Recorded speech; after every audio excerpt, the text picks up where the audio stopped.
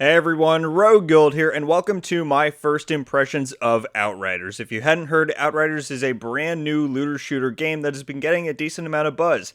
I would say that's partly because nothing is coming out right now, but it is a, new game in the genre that so many of us like that has certainly been garnering a lot of attention, and so I wanted to try it out and give my first impressions. If you know nothing about the game, like I said, it is a looter shooter, but different from a lot of other ones these days, it is not a games as a service, meaning, at least from what the devs have said thus far, it's not going to be, you get a complete package at launch. That's what they claim. Then there's not going to be, super consistent updates afterwards that bring more and more content. They said they might do eventual DLC in the future, but if they do, it'll be paid and it'll be more like an expansion to the game rather than they're withholding things at launch and releasing it over time.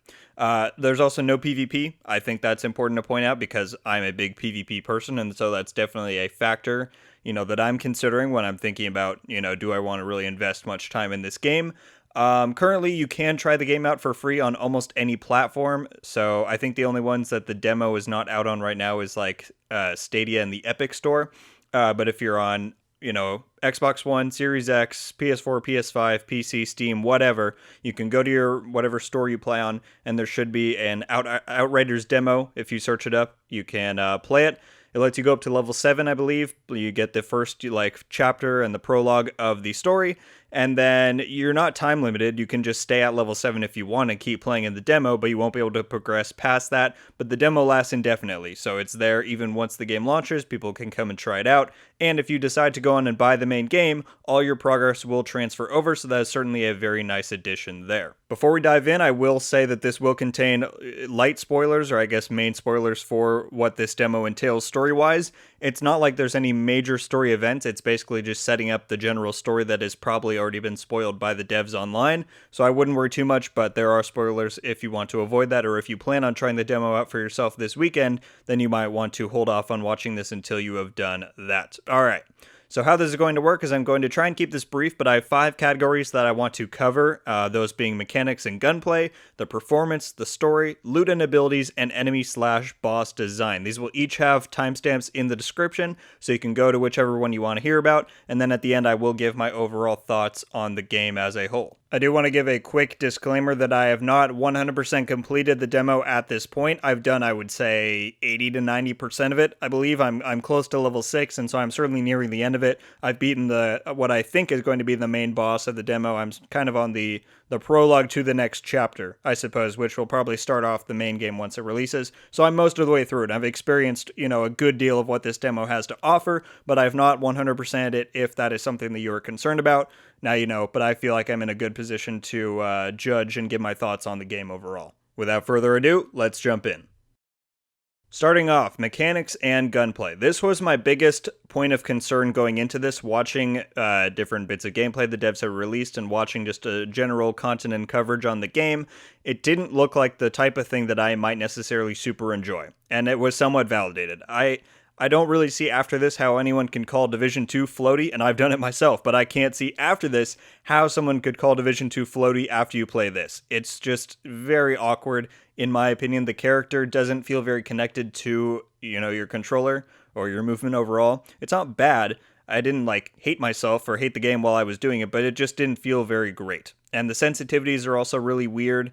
There's just a general sensitivity slider similar to a lot of other games. I think there's even more options here than in Division, but it just feels really odd, and it's not very consistent. Like the ADS one, sometimes for me it felt like it went super fast, other times really slow. Looking up and down, side to side, all felt weird and different. So there's a lot of inconsistencies there, and overall, the movement of the game is not my cup of tea. But it wasn't something so bad that it objected me from having fun. It was just something that stuck out for sure. The gunplay doesn't feel particularly great, but it also isn't bad. Going in, I thought it looked a lot like Anthem, and I think I was kind of right in that sense. I didn't play a ton of Anthem, so I can't claim that I'm an expert on it, but I did play the open beta they had, and it seemed similar to that. It doesn't feel like it's packing a ton of a punch when you're shooting your gun. The guns don't feel bad to handle. They have pretty low recoil. They're fun to use. Like the automatic shotgun I had was doing a lot of damage, and it was definitely mowing through people. It just never felt like in Division or in Destiny, when you're shooting a gun, you feel powerful, you feel that shot landing. That whole experience wasn't fully there for me. I really didn't enjoy the cover. Bunkering and staying in one piece of cover was fine, and going back and forth on that, but cover to cover is super slow. You also, at least from what I can tell, you can't be on a corner and press the stick and go around, 90 degrees to the next piece of cover or the next side of the same piece you're on. And that just felt really clunky. Overall, the cover system, they don't, it's not encouraged super heavily for you to use cover in the game, and we'll talk about that in a second. But that being said, it is still in the game, and I just really did not enjoy it. Like, if you want to just take cover and shoot at someone far away, that was fine and that worked fine. But trying to use cover fluidly and dynamically in combat just did not work for me. But part of why cover isn't super important is because they have a big heal on kill focus in this game. And that is sweet. That is something that that promotes a lot of aggressive gameplay. And that's something I really wish Division would do a bit more, even though I know that's not really what Division is going for. But it was really fun, and I really like that focus, and it allows you to stay in the fight, heal yourself up, do a lot of damage, do a lot of fun stuff, and it just creates a really great gameplay loop. So that was a really positive point, and I'm glad that they have a focus on that. Even further into the skill trees in the end game, it looks like that's going to be a major point of which this game revolves around, and that's great. And the other thing I really enjoyed in this category was the sprinting and melee. The sprinting is part of the movement, but I just like how when you sprint, it kind of zooms you out. You feel like you're charging ahead super fast. That felt good. Still, the overall movement was a bit clunky and a bit disconnected, but I still like the sprinting aspect, besides from the motion blur, but we'll talk about that in a minute. And the meleeing is a lot of fun. You feel really powerful. You go up and you melee someone in the face. Whatever class you pick has different melees, and it feels powerful. You get rewarded. It just felt good. That was something I felt like I should point out. Moving on to the performance. I had issues here as well, but a lot of these have been addressed by the devs on Twitter. You can go follow the Outriders account, and they're constantly talking back to people right now on there to address their concerns and questions about the demo. So the big ones here, there's no motion blur toggle, and that has proved to be pretty concerning for a lot of people, and some people are getting a little bit sick, I feel like, from playing this. That's not personally happening to me, but it's still an annoying point. That 30 FPS cutscenes, even though the game is running at 60 frames on next-gen consoles, the cutscenes are stuck in 30 FPS, and there's a lot of shaky cam during these cutscenes, like really bad, a lot of shaky cam. And those are the three big issues, I think, with performance-wise that people had. Those first two, the motion blur and the 30 FPS, have been confirmed by the devs that are going to be fixed before launch. And they said the last one they're looking into. They don't know if they can really do anything to change that shaky cam, but it's certainly noticeable, and it kind of takes you out of the experience. So that's pretty egregious. But yeah, at least they're focusing on some of those other ones, and that'll be good to be fixed by the time the game launches. The 60 FPS on the game overall is nice, but it's nowhere near as smooth as Destiny or Division. There's some screen tearing. Again, the sensitivities get really weird at some points, and I feel like that mixes in with the 60 frames to just create a not very complete and seamless experience. So that's unfortunate, but it's not terrible. I'll say that. It runs fine. You're not you're not playing a 30 FPS game, but it's certainly noticeable that it's not as good as some of its competitors. The graphics are fine. I'm pretty indifferent on them. I don't think that they're bad, but I don't think they're like the most incredible thing I've ever seen, but they're fine, and I think they portray this alien world that you're on pretty well, and I was, interested in going around and looking at stuff, so that was good. But the big point here, my biggest issue with the performance, is that the game is nowhere near seamless, and that's really a shame. There's so many black fades or loading screens at literally every corner. Going in your menu, opening a door, entering a room, going past a gate, literally everything has to go through some sort of loading screen in order to get you to the other side. And that's really a shame. It's super hard to adjust to that after playing something like The Division 2. Maybe if you're a primarily Destiny player, this won't be as much of an issue, because Destiny, you have to constantly go back to orbit and to new activities. But even there, when you're in a mission, you don't have to go through a loading screen once you load into a strike before you get to the end of it. In Outriders, you're going to have to go through 20 loading screens and 20 black fades just to get to the end of a mission. And that's really unfortunate, because it really detracts from the experience, in my opinion, and I really wish it could be improved. I don't know if that's something they can really change, because that's kind of the core of how the game functions, but if they can, I certainly hope they will. Because like I said, it really made it unenjoyable for me. Moving on to the story. I was really impressed here. There is much more dedication to direct story and cutscenes here than in, I would say, any other major looter shooter on the market right now. Destiny competes especially during this season of The Chosen. There's been a lot of good improvements on more storytelling and more methods of conveying the story, but they've been building that up for 7 years. This game comes right out of the gate. I'm not done with the demo yet. I'm most of the way through, but I've already had dozens of cutscenes and dozens of different people talking and different dialogue. So there's certainly a lot there for the story. And it's a very story-focused game. And so that's certainly something that has to be commended on. I wouldn't say it's a groundbreaking premise, the story that is, but it's one that I'm interested undoubtedly. Again, light spoilers here, but I just got to the point in the demo where you beat the boss and they talk about how there's a signal from when you first land on the planet that's still undiscovered and they don't know where it's coming from. Where's it coming from? I want to know. I want to go out and explore Enoch. And so that's certainly a very commendable aspect for the demo and for this game overall. And I will say, this is probably the best thing I'm going to say this entire impression video because I loved it. That time jump was phenomenal. I was literally, and maybe this is just me, maybe I was more invested in this topic than some people might be, but when it goes from you landing on this beautiful undiscovered planet, lots of wildlife, very colorful, you have that kind of harrowing experience where the storm comes and a bunch of people get sick and they die. That was bad, but the planet's still beautiful. Go from that, you get put in cryo, you get pulled out, and all of a sudden you're in this war-torn, ugly, desolate, brown, gray, and black scenery world that's just enveloped in a massive war that's destroyed the planet, or at least the area that we're in. That left me sick to my stomach. And that long drive scene was legitimately one of the best story moments I've experienced in a long time. I'm going to put it in the background here. But basically, once you wake up from cryo and you're out of the prologue and into the main game, your introduction to this area that you start out in is just like a 2 to 3 minute sequence with no cuts, no nothing, of you just in the back of this truck. You're getting explained some of the world to by your captors, and you're just driven through this war zone, through this no man's land, and you're going through different trenches. There's people hanging from ropes, and they're in cages, and there's fires, and it's so good. Like, why is the whole game not like this? That was incredibly seamless, so dope. If they made the entire storytelling in the game more like that, this game would be 10 out of 10. I mean, I'm not kidding you. Maybe not everyone liked this part as much as me, but I thought that part was phenomenal. I love that. So that was really great. And I wish more of the story was like that and more of the experience overall, because that felt like I was in there. I was super immersed. There were no cuts until the very end. And so that was just really great. Have to give them huge props there because I really enjoyed that part. All right, moving on. Loot and abilities. This is easily the best thing here. Even the early loot feels powerful and it feels cool. Your guns, pretty early on you start getting talents and abilities on them, and they have big effects. Like I had an AR that slowed people when I shot them, and that just felt, they couldn't even touch me. It was great, and this is like a blue item.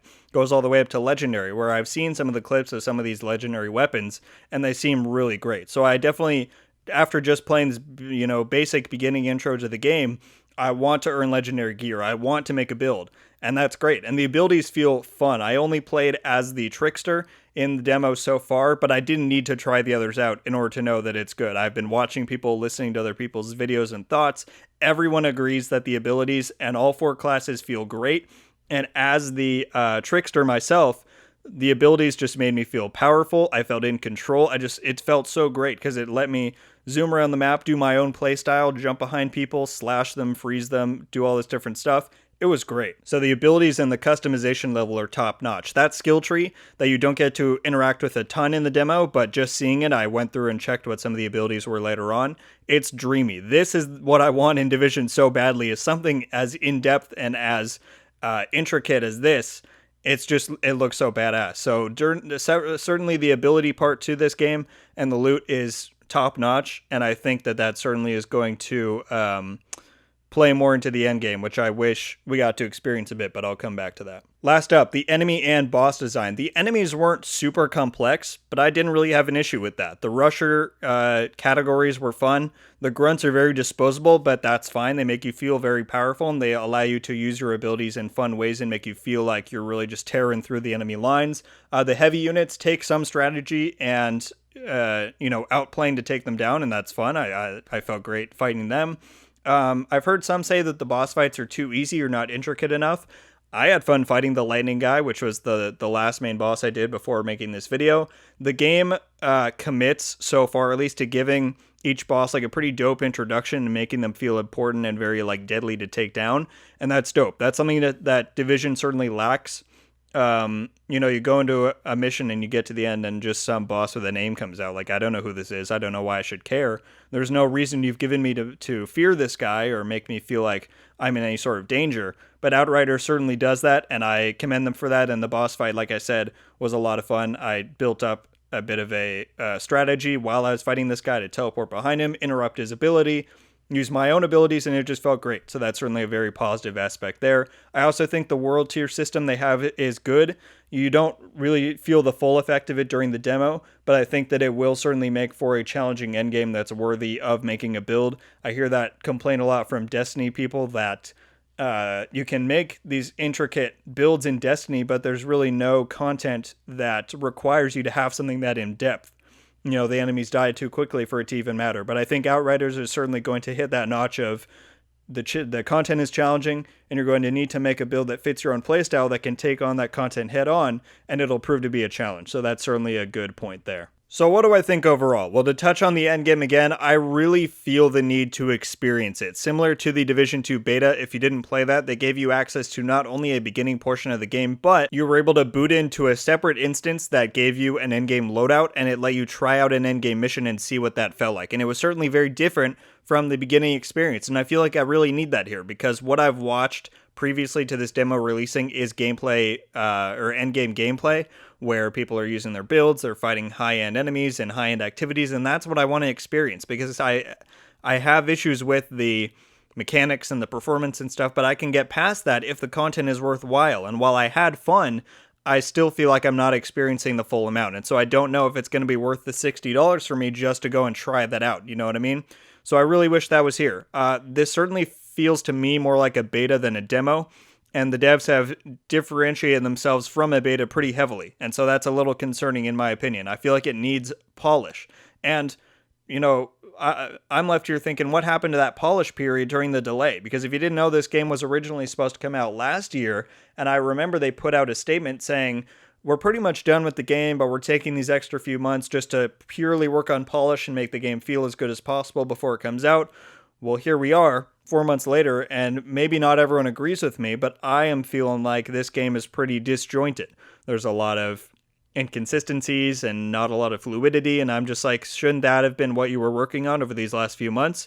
So that's certainly a concern point. They've distanced themselves from a live service very much, and so if I don't like these certain aspects, am I screwed? Like, are there no further changes until they decide to make a paid DLC? That's where I think they need to have some communication and some clarity as to what's going to happen after this game comes out, since it's very clear that you don't want this to be a games as a service game. At this point, I would say I'm not confident in pre-ordering. Like I said, I need to hear some more clear communication from them about what their post-launch plans are and what they want to do to improve the experience, because I know I'm not maybe I'm not in the majority, but I've certainly seen other people agree with me that they want the core experience and the movement and some of that stuff to be addressed.